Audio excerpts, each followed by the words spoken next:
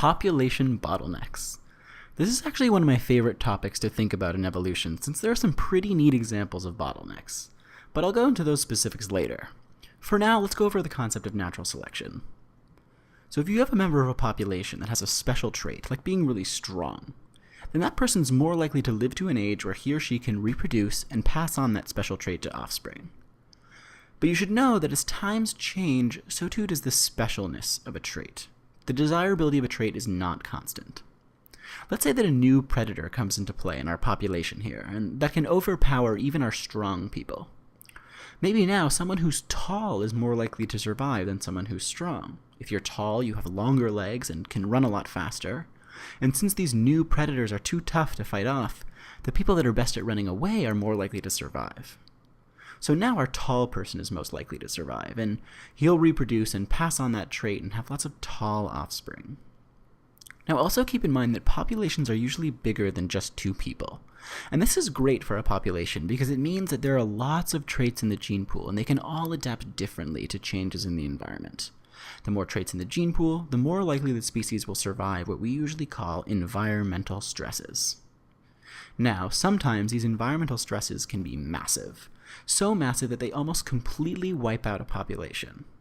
If you were to make a graph looking at a population size over time, you'd see a huge dip from this environmental stress. And we call these population bottlenecks when the stress wipes out so much of the population that only a tiny fraction remains.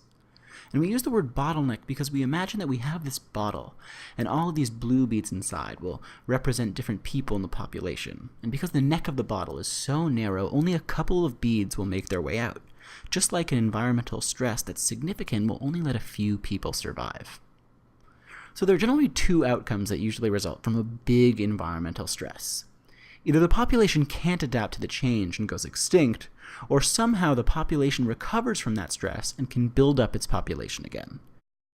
And we call this a bottleneck. So let's look at an example of each outcome. So first we'll look at an example where the population couldn't adapt. Now we all know that a long time ago dinosaurs ruled the Earth. Well, scientists think that one day a giant meteor came crashing down to the Earth and went kaboom and completely can change the environment that the dinosaurs were living in. So in this case, the meteor and the changes to the environment that it made was the environmental stress. And the dinosaurs just couldn't cope with the change, and they all died and went extinct. Now let's look at an example where a fraction of the population survived the stress. And this is the story of the peppered moth. So in the mid-1800s, there was an area of land with two populations of the peppered moth. One of them was white-colored, and the other was a much darker black color.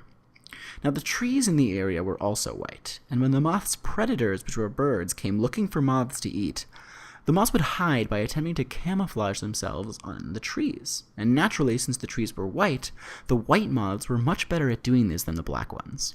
And as a result, around 95% of the peppered moth population was white, while only 5% of the peppered moth population was black. However, a few years later, the Industrial Revolution happened, and factories started to get built in the area, and they would release huge amounts of soot into the air. And this soot started collecting on trees and dyed them black. Now, because of the change, white moths couldn't camouflage themselves anymore, and birds ate a huge chunk of the peppered moths since they couldn't avoid their predators. But what happened was the small population of moths that did survive this change were the black peppered moths. The soot covering the trees is the environmental stress here. And what's so interesting about this example is that the population of moths did recover, but now most of the moths, 95%, were black since they could camouflage themselves on these newly black trees, and only a tiny 5% were white. And this is a great example of the bottleneck effect, since the overall genetic makeup of the peppered moth population completely changed as a result of this environmental stress. So now let's revisit our graph from before.